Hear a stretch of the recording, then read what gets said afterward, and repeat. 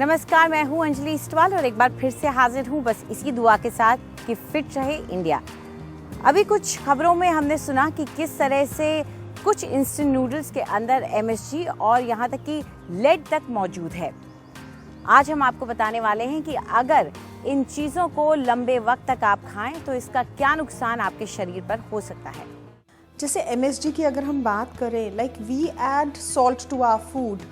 Normally Chinese food में या फिर थाई फूड में ये लोग MSG ऐड करते हैं, monosodium glutamate, which is a kind of salt only. अगर वो लेवल्स ज़्यादा हैं from what the body can absorb और डिटॉक्सीफाई, तो वो प्रॉब्लम क्रिएट कर सकते हैं।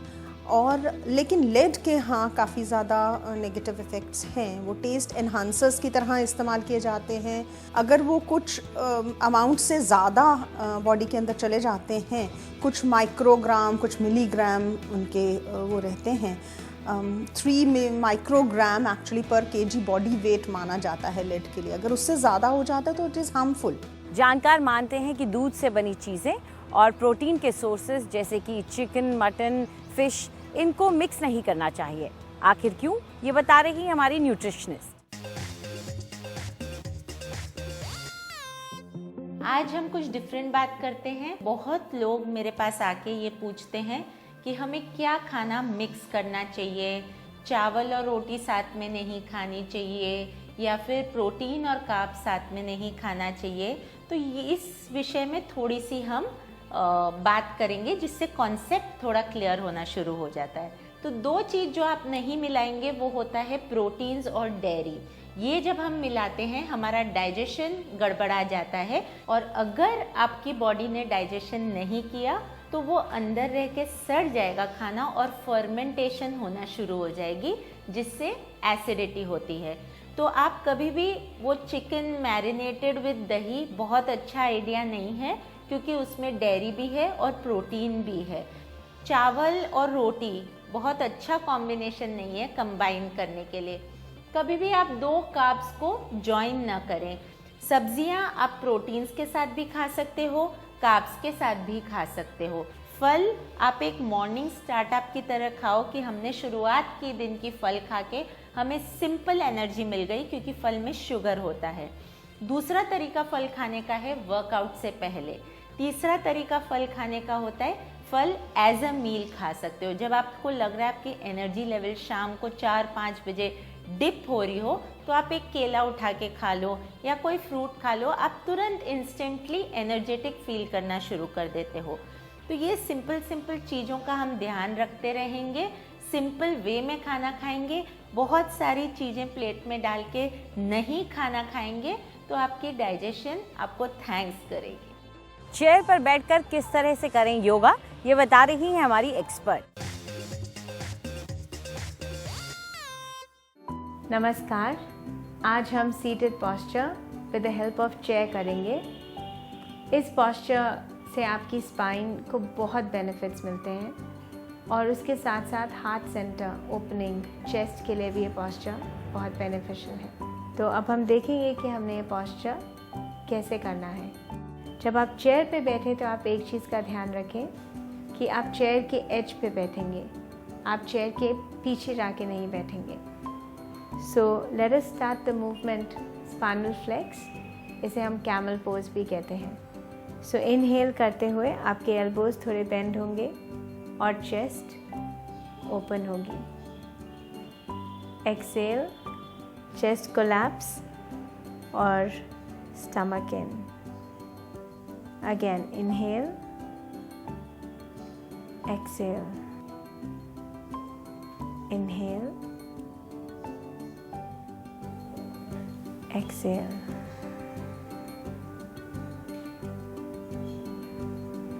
इस पॉस्चर को आप दिन में कभी भी कर सकते हैं। इसको आप थोड़ा तेज़ी से भी कर सकते हैं और स्लोली भी कर सकते हैं, depending on how comfortable you feel. तो आप ये ट्राई करें और हमसे शेयर करिए। आज के लिए इतना ही, थैंक यू। किस तरह से घर में नेचुरल चीज़ों का इस्तेमाल करके आप मैनिक्योर कर सकते हैं, ये बता रही है हमारी ब्यूटी एक्सपर्ट।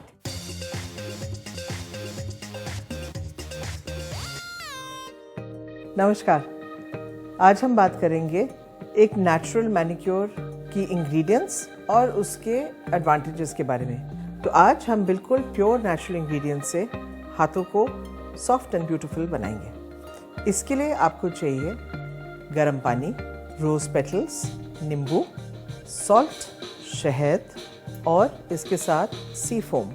लेकिन आप एक प्यूमिक स्टोन जो बहुत ही आसानी से मिलता है आप खरीद सकते हैं। इसके साथ आपको चाहिए नेल ब्रश, नेल्स क्लीन करने के लिए। इसके अलावा आपको एक क्लीनर एंड पुशर चाहिए। और last but not the least मैंने लिया है एक नेचुरल लूफा जो गीले होने पर बिल्कुल मुलायम हो जाता है। सबसे पहले हम गर्म पानी में नमक डालेंगे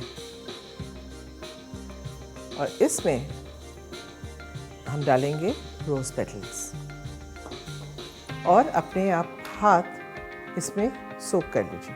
और जब ये फ्लावर पेटल्स पानी में होते हैं सो यू विल फील कि इनके जो ऑयल्स हैं वो भी धीरे धीरे पानी में आ जाते हैं। हाथ सोक्ड थोड़ी देर रखने के बाद आप प्यूमिक स्टोन से हल्का हल्का हाथों को स्क्रब करेंगे।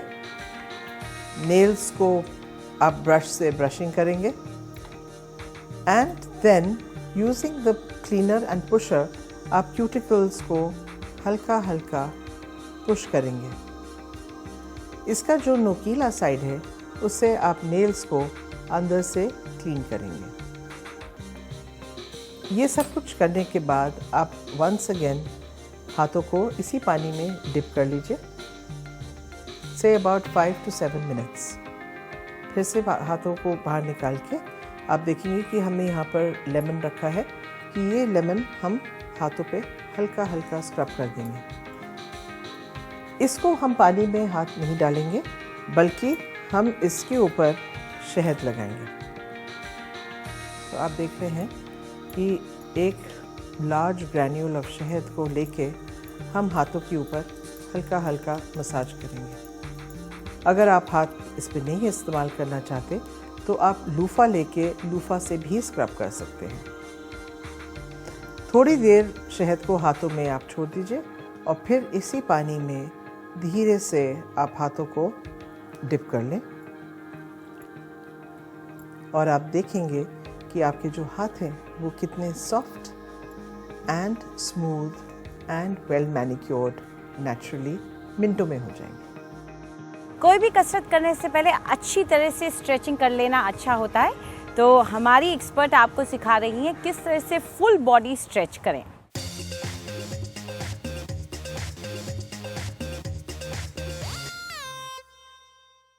Good morning.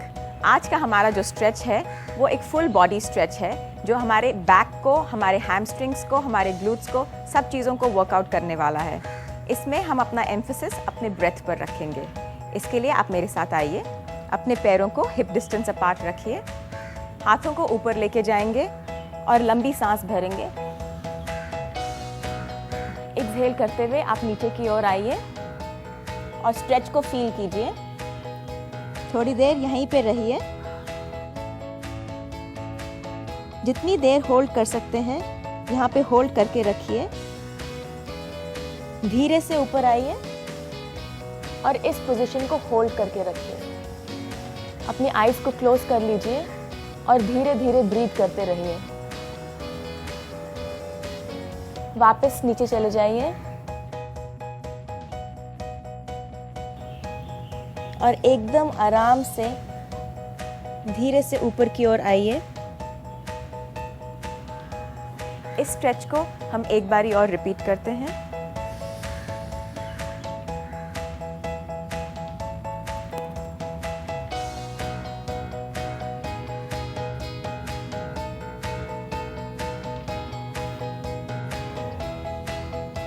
मैं उम्मीद करती हूँ कि आप इस स्ट्रेच को घर पे ट्राई करेंगे।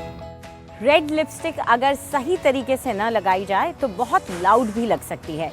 तो आज हमारी मेकअप एक्सपर्ट आपको दे रही हैं कुछ टिप्स।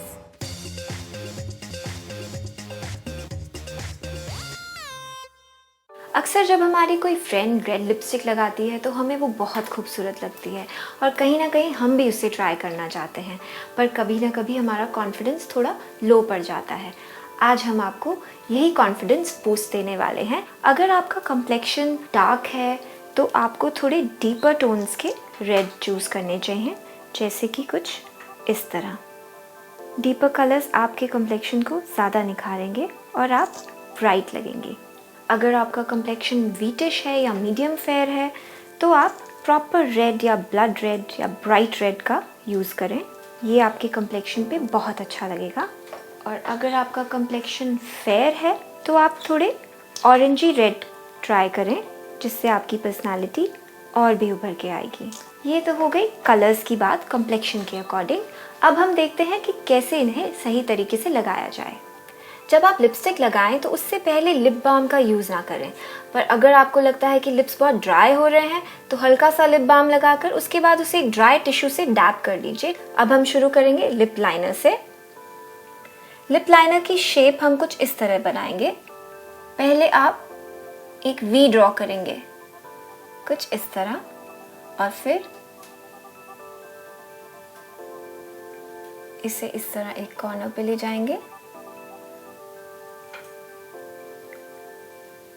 अब हम लोअर लिप के लिए लिप लाइन ड्रॉ करेंगे। आउटर कॉर्नर से शुरू करते हुए सेंटर तक, और अब दूसरे आउटर कॉर्नर से शुरू करके फिर से सेंटर। लिप लाइन लगाने के बाद इसी लिप पेंसिल से हम थोड़ी सी फिलिंग कर लेंगे, ऐसे ही अपर लिप के लिए। लिप लाइनर करने के बाद अब हम लिपस्टिक अप्लाई करेंगे। मैं अपने लिए एक ऑरेंजी रेड कलर की लिपस्टिक का यूज़ करने वाली हूँ।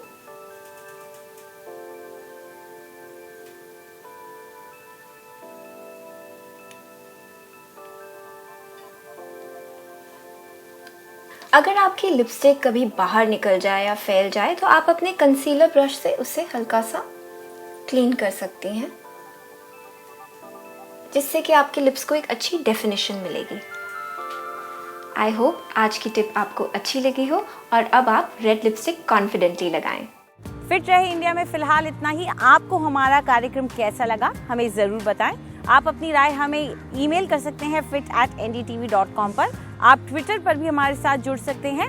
इस्तेमाल कीजिए #फिट रहे इंडिया। फिलहाल हमें इजाज़त दीजिए। नमस्कार।